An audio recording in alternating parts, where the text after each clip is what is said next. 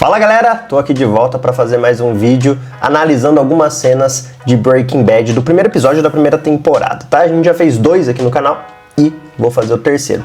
No último vídeo de análise, tá aparecendo aí na tela para vocês, a gente parou nessa cena aqui na qual eu comentei com o Hank. Inclusive, se você não assistiu, vale lembrar que eu tô deixando no card e no comentário fixado aqui embaixo também os vídeos no qual já rolou, também aqui na descrição. Pra gente começar agora, começamos nessa cena aqui, ó, no qual o Walter White e a Skyler estão no quarto deles, ali naquele rally-rola, depois do Walter White ter trabalhado o dia inteiro também. A Skyler tá grávida, lembrando, e ele chega cansado, eles ficam ali naquele papinho mole, até que eles vão tentar ter ali uma relação sexual. A Skyler, ela tá no computador fazendo um leilão online, né, participando de um leilão online, enquanto o Walter White deita ali ao lado dela. É o dia do aniversário dela, ela quer fazer um agrado ali pra ele, porém não quer ela quer que seja uma coisa mais rápida, que ela não precise ter tanto trabalho, então ela decide fazer alguns serviços manuais ali com ele, né?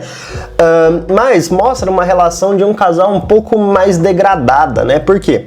Porque ela tá com atenção em outra coisa ali no leilão online dela, que inclusive tem um mecanismo muito parecido com apostas de bet, né? Funciona dessa forma, então tá ali, ó, na legenda, continue isso, 56, quando você acha que ela tá falando com ele, na verdade ela tá ali torcendo pelo leilão que ela tá participando. E por que isso pega tanto as pessoas, né? É um comportamento, participar de leilão, de apostas, de bet, ela é um comportamento dopaminérgico. Por quê? A dopamina, ela tá muito ligada a uma motivação, a algo que te envolva um esforço e você sabe que existe um benefício, porém ele não é certo, meio que assim, né? Então, por exemplo, no caso dela ali, de apostas, você sabe que tem um benefício se você ganhar, você precisa de um esforço para isso, então você precisa jogar várias vezes para que esse benefício talvez venha. E a motivação é liberada justamente, por exemplo, em máquinas caça-níquel, quando se puxa a alavanca. É o momento que mais se tem liberação de dopamina no cérebro, porque é o momento que você torce, que você deseja que o seu esforço ali de ter puxado a alavanca tenha valido a pena e que tenha uma recompensa. Essa forma de aleatoriedade faz com que seja tão empolgante os jogos. Não é diferente com o leilão, no qual ela tá torcendo ali, né, o lance que ela deu que seja validado para que ela consiga adquirir o bem que ela tá planejando. E por que mostra uma relação degradada? Porque por ser um estímulo dopaminérgico, assim como a relação sexual também é um estímulo dopaminérgico, ela prefere, por exemplo, ficar no jogo ao ter de fato a relação sexual. Então vê-se uma substituição do prazer instantâneo que ela quer ter, ou seja, ela prefere ficar no jogo a ter uma atenção mútua ali com o marido, ele com ela com ele, para que eles desenvolvam a relação. Então mostra aí um pouco de desinteresse, um pouco de fuga, um pouco de comodismo nessa relação entre eles, o que pode justificar muita coisa pra gente no decorrer da série. Até mesmo o Walter White acha que ela tá falando com ele quando ele se dá conta exatamente nesse frame que, na verdade, ela tá vibrando com o jogo e não com ele, da forma que ele esperava. É uma relação complicada que muitos casais passam, não necessariamente envolvendo o jogo. Hoje em dia, com essa popularização das bets, acaba tendo muito isso em muitas famílias, a relação degradada de casal também, então isso acaba influenciando psicologicamente. Então os autores da série queriam mostrar isso, que possivelmente uma relação degradada está acontecendo nesse casamento por essa cena. Após isso, ele passa por mais algumas cenas no qual ele vai trabalhar no Lava Rápido, passa pelo constrangimento de um aluno ver ele lavando a roda do carro dele, e até que ele passa mal no trabalho, é levado para o hospital, passa por uma circunstância no qual ele não tem nem dinheiro para pagar a ambulância, que ele acha que é muito caro e tal, tá passando por uma crise financeira, e ele passa no médico e nessa cena ele recebe a notícia de que ele tem um câncer no pulmão muito agressivo. Cena essa que é bom ressaltar alguns pontos. Primeiro, vamos voltar a falar um pouco de psicologia das cores aqui. Lembrando que a psicologia das cores, ela não necessariamente ela tá relacionada ao que realmente aquela cor é de fato, mas sim como o nosso raciocínio psicológico funciona quando vemos aquela cor. Não porque a cor ela causa isso no nosso cérebro, mas porque ela desperta isso no nosso cérebro pela familiaridade que a gente já vê no decorrer da nossa vida ser usadas nessas circunstâncias. Então, por exemplo, a gente tem uma relação, por exemplo, de um certo antiquado quando nós falamos de marrom, que é a cor que o Walter White está usando em suas vestimentas nessa cena.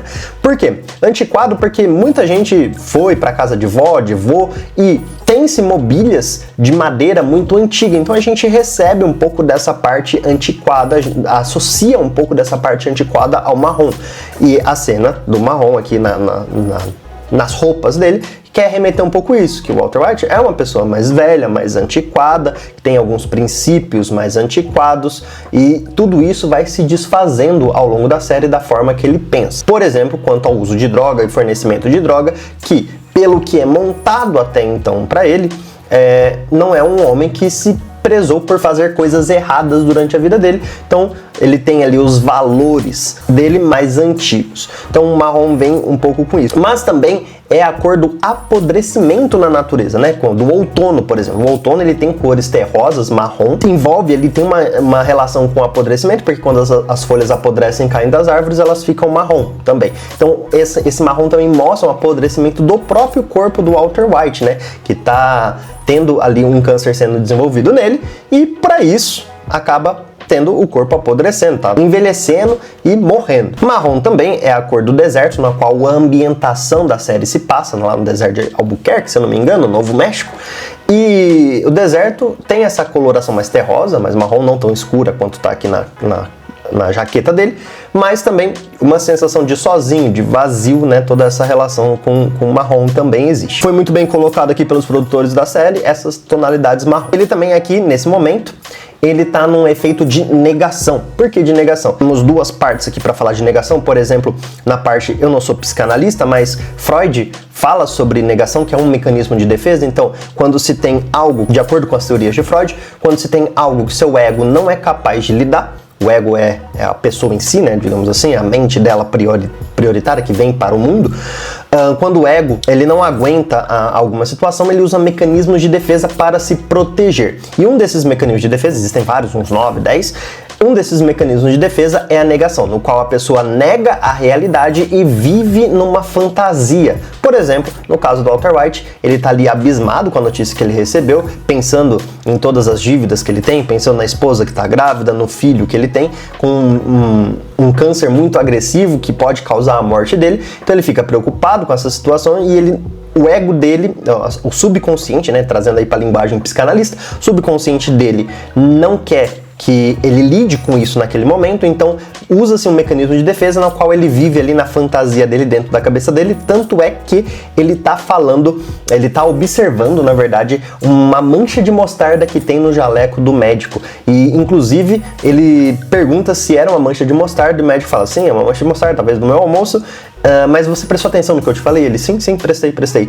Quando ele realmente prestou, ele sabe do que está se tratando, mas ele evita pensar naquilo para não causar tanto sofrimento. Esse mecanismo de defesa é muito usado por muitas pessoas e ela vem aí da teoria da psicanálise de Freud. Mas também a gente tem as fases do luto, que foi proposta por uma psiquiatra, uma médica psiquiatra chamada Elizabeth Ross, na qual diz também que a negação é uma das fases do luto. Então ele recebeu ali uma notícia ruim, com um prognóstico ruim, né, no qual ele pode vir a falecer por conta disso, e ele tem a sensação de negação, ele não quer lidar com aquela situação naquele momento. E existem 5 fases do luto. Elas não têm uma ordem linear, o tempo que as pessoas passam em cada uma dessas fases do luto também é relativa, mas a gente pode traduzir isso com o Walter White, que ele está passando por uma das fases, que é a negação de lidar com essa notícia. E logo em seguida, ele vai posteriormente pro trabalho e ele tá na outra etapa do luto, na outra fase do luto, que é a raiva. Então ele vai trabalhar, ele tá com raiva, despirocou aqui, já não quer mais saber de nada mais para ele vai fazer sentido, já que ele não tem muito tempo de vida, aparentemente. Então ele vai pro próximo trabalho dele, né, depois da escola, no lava rápido, xinga o chefe, briga, quebra tudo ali, porque ele tá com raiva da notícia que ele recebeu, de tudo que ele lutou na vida, ganhou o prêmio Nobel de Química, quase criou uma empresa milionária com os amigos dele, que vai aparecer nos episódios mais pra frente, é um bom professor, sempre andou certinho na linha, nunca fez nada de errado. No meio popular, digamos assim, ele recebe essa notícia, ele é amaldiçoado com essa notícia de que ele pode morrer a qualquer momento por conta da doença que ele tem, então ele tá na parte da raiva, que é uma das fases do luto também, a raiva da notícia que se recebeu. E novamente, a coloração aqui da roupa dele, na cor marrom, uma coisa que remete antigo, até mesmo as roupas dele, né, que ele usa, é meio antiga, apodrecimento, de sozinho, de solidão, desses sentimentos que ele vem sentindo. Aí vem mais uma fase do luto aqui, essa cena mostra muito bem uma fase do luto que chama barganha, né, na qual ele se vê aí diante de uma piscina, de uma caixa de palito de fósforo, tudo isso muito figurativo, né? Então o fósforo pode simbolizar ali, por exemplo, a vida dele, no qual ele acende o fósforo e joga na piscina que está suja e na metade, então pode ali mostrar uma consciência dele, pode mostrar um corpo, como que o corpo dele se reflete, né? Uma piscina meio cheia, que já não tá mais transbordando, sei lá, de felicidade, que não tá mais transbordando de vida e já tá na metade, né? Simbolizando também a meia vida dele, que ele atingiu ali os 50 anos, jogando a luz da vida dele, que é representada por esse palito de fósforo, na água e ela se apagando, ou seja, dizendo que ele não é mais o mesmo, com uma garrafa de cerveja ali, né, para afogar a solidão, sozinho novamente, de madrugada, sem amparo de ninguém, pensando na vida. Então ele tá barganhando, ele tá vendo como que ele vai lidar com essa notícia para minimizar a dor que ele tá sentindo. E qual que é a forma que ele acha para isso? E com o Hank pro trabalho para ter uma emoção a mais, já que o Hank é policial da DEA, de narcotráfico lá, e passa várias emoções, conta muita história do que ele vive, do que ele aprende. Então o Walter White decide acompanhar o Hank num dia de vistoria, numas casas que possivelmente tem traficantes, para ver se ele tem uma emoção a mais, barganhando aí com a vida, porque ele sempre foi tão certinho, então agora ele quer fazer coisas que ele nunca fez, praticamente isso. Então ele vai tentar, entre aspas, conhecer o mundo do crime.